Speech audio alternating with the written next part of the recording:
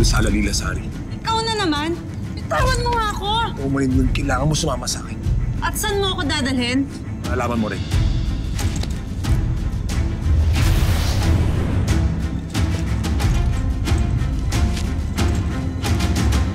Sundin mo agad ang utos ng Hara. At siguraduhin mo magtatagumpay ka. Masusunod. Mas na.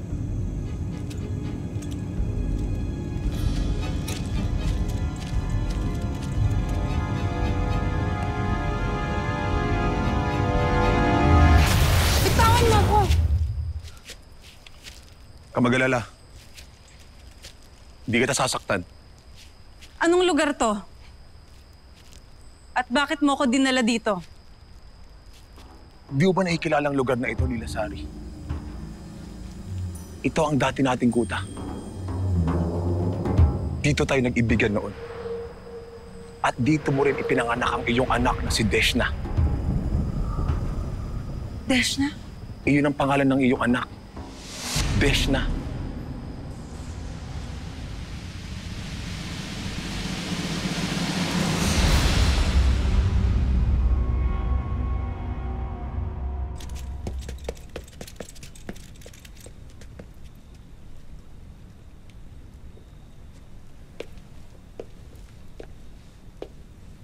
Luna, bakit hindi ka pa nagpapahinga? May iniisip lamang ako. Ano naman ang iniisip mo? Kung hindi si Helga ang aking tunay na ina. Dahil hindi ako nympha at may iba akong ina. Sino siya? Buhay pa bang aking tunay na ina?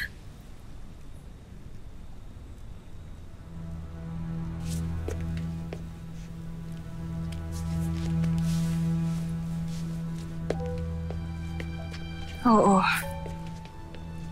Buhay pa ang iyong ina. Kung gano'n na bakit tila ayaw niyo siyang ipakilala sa akin? Bakit kailangan ko pa maghintay na magukas muna ang aming pagsasanay bago ko siya makilala? Dahil may mga bagay pang isinasaayos sa ngayon. May mga kailangan pang baguhin ng iyong ina.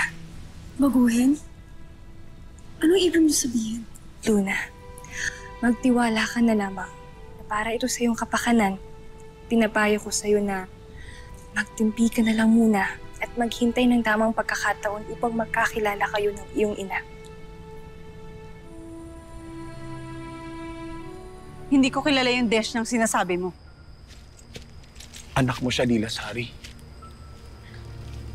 Bakit maging siya hindi mo maalala? Isipin mo mabuti.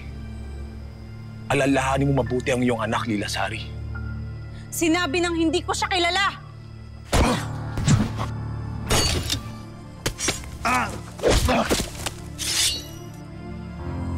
At sa susunod, huwag mo na akong lalapitan pa. Baka makalimutan ko na may usapang pangkapayapaan ng aking hara at ang hara ng mga diwata. At baka mapatay lang kita.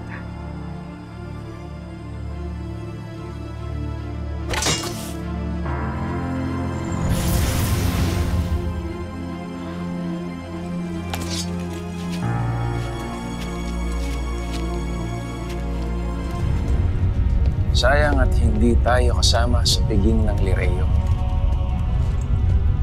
Ayoko naman talagang sumama. Pagkat hanggang ngayon naguguluhan pa rin ako. Bakit ka naguguluhan? Ano ba talagang nangyari sa anak ko? Pinangalanan ko ba talaga siyang Deshna? Kanino mo nalaman yan? Sa isang hadezar. Kay Hitano. Huwag mo siyang papansinin. Ginugulo ka lamang niya. Mag-iingat ka, Lilasari.